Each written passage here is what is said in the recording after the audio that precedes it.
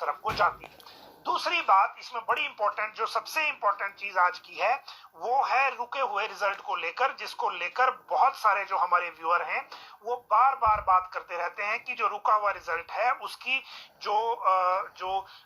Result है वो कब घोषित होंगे, खासकर जो हमीरपुर कर्मचारी चयन आयोग से जिन्होंने एग्जाम दे दिए हैं, एग्जाम देने के बाद जो रिजल्ट का इंतजार कर रहे हैं। इन सारी चीजों के बीच में हमने आपको सबसे पहले बताया था कि हमीरपुर कर्मचारी चयन आयोग के जो 9 पोस्ट कोड का रिजल्ट मुख्य सचिव के साथ जो बैठक हुई थी, वो उसके बाद ये कहा गया था, क्योंकि विजिलेंस ब्यूरो ने वहां ये कमिट किया था कि 9 पोस्ट कोड हम अपनी जो क्लोजर रिपोर्ट में ऐड कर रहे हैं, क्योंकि उसमें कुछ पेपर लीक नहीं मिला या फिर पेपर लीक का नेटवर्क नहीं मिला है, तो उनके रिजल्ट घोषित किए जा सकते हैं। फिर ये मामला चला गया था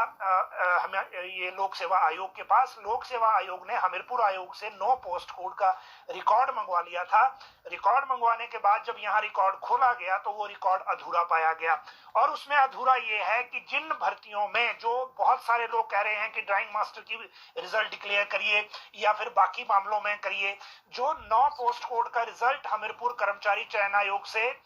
लोक सेवा आयोग को शिमला आया है, उस रिकॉर्ड में जो रिजल्ट बन के भी तैयार था, उस रिजल्ट में भी सभी मेंबर्स के सिग्नेचर नहीं है। या तो चेयरमैन के सिग्नेचर है, मेंबर्स के नहीं है, या सेक्रेटरी के और मेंबर के हैं, चेयरमैन के नहीं है, या फिर बाकियों के भी नहीं है। अब इसमें कंफ्यूजन ये है कि हमीरपुर कर्मचारी चयन आयोग में पूर्व भाजपा सरकार ने मेंबर्स की नियुक्ति, मुझे लगता है 2 या 3 मेंबर्स की नियुक्ति चुनाव आचार संहिता लगने के दिन नियुक्त की थी, और उनकी ओथ भी लास्ट डे हुई थी बड़ी हड़बड़ाहट में।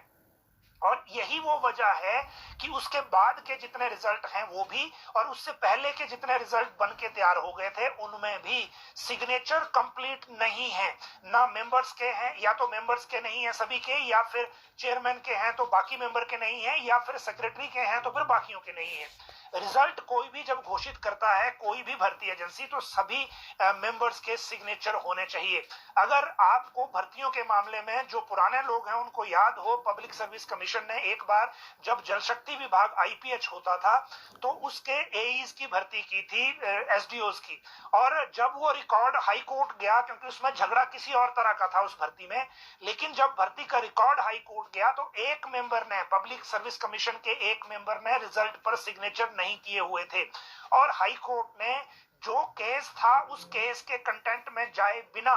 टेक्निकल ग्राउंड पर ही रिजल्ट को रद्द कर दिया था कि इसमें जो मेंबर हैं उनके सिग्नेचर नहीं है, तो इसकी लीगल वैलिडिटी नहीं है। और यही वो वजह है कि अब पब्लिक सर्विस कमीशन इस तरह की घटनाओं को देखते हुए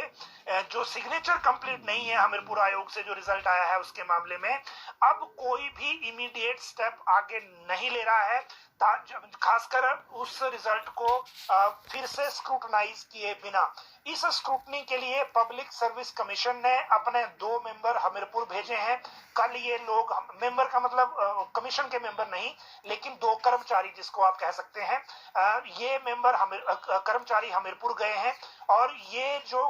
हमीरपुर जाने के बाद जो वहां ओएसडी नियुक्त हैं उनसे जाकर जो रिकॉर्ड है उसको दोबारा से वेरीफाई करेंगे, और उसके बाद जो जो रिकॉर्ड इनको चाहिए वो वापस शिमला लाएंगे। फिर जाके ये डिसाइड होगा कि रिजल्ट घोषित होंगे और कब घोषित होंगे। इतना बिल्कुल क्लियर है कि मुख्य सचिव की तरफ से पब्लिक सर्विस कमीशन को कैटेगोरिकली कहा गया है कि आप रिजल्ट जल्दी डिक्लेयर करिए, खासकर उन पोस्ट कोड के मामले में जिनमें डॉक्यूमेंट वेरिफिकेशन पेंडिंग नहीं है और जिनमें विजिलेंस की जांच भी अब बाकी नहीं है। जहां तक डॉक्यूमेंट वेरिफिकेशन की बात है उसको लेकर अभी मॉड्यूल तय होना है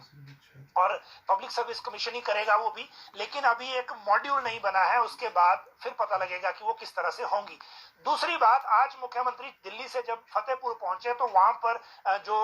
युवा हैं वो वहां पहुंच गए थे, उन्होंने उनसे सवाल पूछा और सीएम ने ये जवाब दिया कि बड़ी जल्दी डिक्लेयर हो जाएंगे, आप थोड़ा सा सब्र करें। और दूसरी बात उन्होंने कही कि 15-20 दिन पहले जब मैंने इसका रिव्यू किया था तो मैंने रिजल्ट डिक्लेयर करने को कहा था, और कुछ टेक्निकल चीजें उसमें पब्लिक सर्विस कमीशन को लग रही थी, उनको पूरा कर रहे हैं और फिर रिजल्ट डिक्लेयर हो जाएंगे। बिल्कुल सही बात है, ये 15-20 दिन वही 15-20 दिन दिन है जब जिस दिन मुख्यमंत्री ने कहा था कि 7 दिन के बाद रिजल्ट डिक्लेयर हो जाएंगे, क्योंकि सीएम को ये लगा कि मैंने जब ऑर्डर कर दिया और पब्लिक सर्विस कमीशन ने हाँ कर दी रिकॉर्ड लेने से या डिक्लेयर करने से, तो रिजल्ट जल्दी हो जाएंगे। लेकिन मामला, क्योंकि आपको पता है